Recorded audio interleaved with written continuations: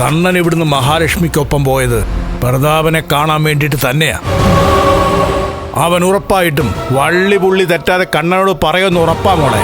പക്ഷെ ഒന്നും പറഞ്ഞിട്ടില്ല. അയാൾ ഇവിടുന്ന് ചെന്നപ്പോ അച്ഛന്റെ മുറിയിലിട്ട് പൂട്ടി. പിന്നെ അവിടെ ഉള്ളവർക്കൊക്കെ കാര്യങ്ങൾ അറിയാലോ, അമ്മയ്ക്കും ലക്ഷ്മിക്കും ഒക്കെ. ഇതിന്റെ ഒക്കെ പിന്നില് അമ്മാവനാണെന്ന് മാത്രമേ ആർക്കും അറിയാത്തതുള്ളൂ. അതാ എന്റെ പേടി. അവൻ എന്റെ പേരെങ്ങാനും വിളിച്ചു പറഞ്ഞ പിന്നെ എനിക്ക് ഈ വീട്ടിൽ കാലെടുത്ത് കുത്താൻ പറ്റത്തില്ല മോളെ. ഉണ്ണിയും ദുർഗയും പോലും പിന്നെ ഈ വീട്ടിൽ കയറ്റത്തില്ല. അതേപ്പറ്റി എന്റെ അമ്മയ്ക്കും ലക്ഷ്മിക്കും പോലും ഒന്നും അറിയത്തില്ല. ഇനി ഇത് നമ്മളല്ലാതെ മറ്റാരും അറിയാൻ പാടില്ല മോളെ. അതുകൊണ്ട് അച്ഛന്റെ കൈയും കാലും കെട്ടി ഏതെങ്കിലും മെന്റൽ ഹോസ്പിറ്റലിൽ കൊണ്ടുപോകാൻ ഞാൻ പറഞ്ഞത്. എത്ര നിസ്സാരമായിട്ടാ അമ്മാവൻ ഇതൊക്കെ പറയുന്നത്. എന്റെ അച്ഛനെ കൊണ്ട് ഓരോന്ന് ചെയ്യിച്ചിട്ട് അച്ഛനെ ഇപ്പൊ ഈ പരുവത്തിലാക്കിയത് അമ്മാവൻ ഒറ്റൊരുത്തനാ. അതിനവൻ ഇഷ്ടം പോലെ പണം വാങ്ങിച്ചെടുത്തിട്ടുണ്ടെന്ന് ഞാൻ പറഞ്ഞല്ലോ. അല്ലാതെ എന്നോടുള്ള സ്നേഹം കൊണ്ടല്ല അവൻ ആ കൊട്ടേഷൻ ഏറ്റെടുത്തത്.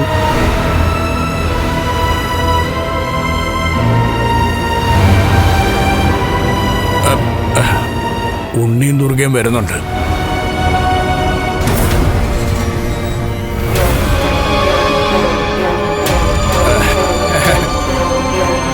അമ്മാവ, ഇന്നിവിടെ നടന്നൊക്കെ കണ്ടില്ലേ? എന്താ ഇതിനൊരു പരിഹാരം? അതിനിടയ്ക്കാ മോളുടെ അച്ഛന് ബാധ കയറിയിരിക്കുന്നെ. ഇവളുടെ അച്ഛനാണോ എന്റെ അച്ഛനെ ലോറി ഇടിച്ച് കൊന്നതെന്ന് ഞാൻ പലതവണ ഇവളോട് ചോദിച്ചു.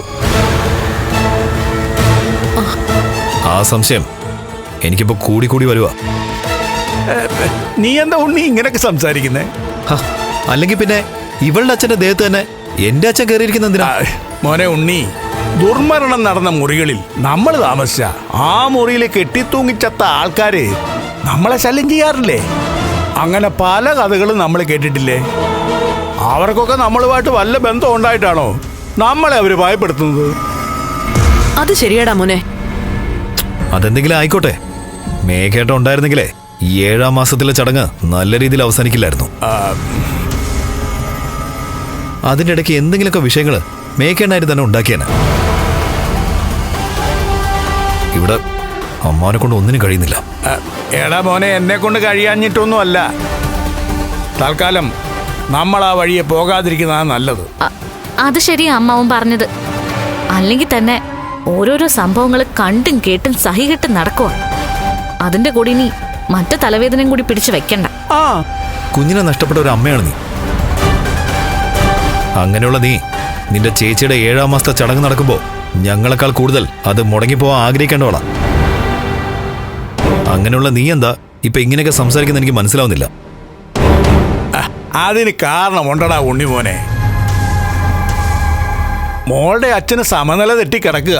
ആ സമയത്തും മറ്റൊന്നും ഒക്കെ ചിന്തിക്കാൻ പറ്റത്തില്ല അല്ലേ മോളെ? അതാ സത്യം. ഇതിനിടയിൽ ഞാനും അമ്മയ്ക്ക് അറിയാത്തതായി എന്തൊക്കെയോ സംഭവങ്ങൾ ഉണ്ടായിട്ടുണ്ട്. നിന്റെ അച്ഛനുമായിട്ട് നേർക്ക് നേരെ നിന്ന് സംസാരിച്ചെങ്കിൽ മാത്രമേ അത് മനസ്സിലാക്കാൻ പറ്റത്തുള്ളൂ.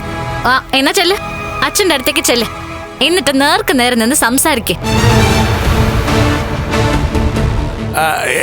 എടാ എടാ എടാ, മോള് പറഞ്ഞത് ശരിയാടാ. ചെല്ല്, എന്നിട്ട് അവന്റെ കയ്യിരിക്കുന്ന വാങ്ങിച്ചോണ്ട് പോരാൻ നോക്ക്. എടാ, അവൻ വാ തുറന്നാല് വിശ്വനാഥനെ പറ്റി പുളിച്ച വർത്തമാനാ പറയുന്നത്. വിശ്വനാഥന്റെ അവിഹിത ബന്ധത്തെ പറ്റിയൊക്കെ പറയുന്നുണ്ട്. എന്താ പറഞ്ഞേ? വിശ്വേട്ടന്റെ അവിഹിത ബന്ധത്തെ പറ്റി പറഞ്ഞു? അങ്ങനെയൊക്കെ പറഞ്ഞു. കൃഷ്ണനോ തുളസിന്നൊക്കെ പറയുന്നത് കേട്ടു. ഒരിക്കലും വിശ്വേട്ടൻ അങ്ങനെ വഴിവിട്ട ബന്ധങ്ങളൊന്നും ഉണ്ടായിട്ടില്ല. അമ്മ അങ്ങനൊന്നും പറയണ്ട. അച്ഛനിടയ്ക്കൊക്കെ ആ രീതിയിൽ പറയുന്നത് ഞാനും കേട്ടതാ.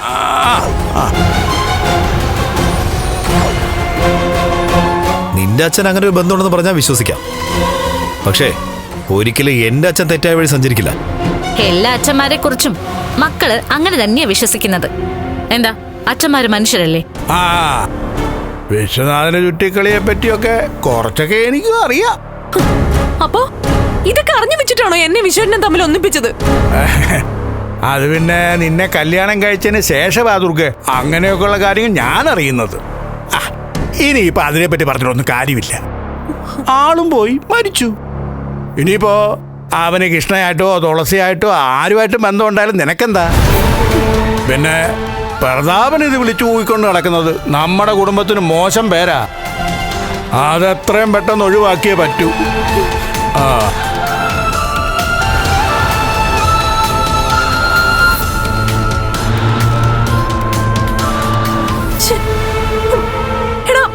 എന്തൊക്കെയാ നടക്കുന്നതെന്ന് ഒരു പിടിയും കിട്ടുന്നില്ലല്ലോ.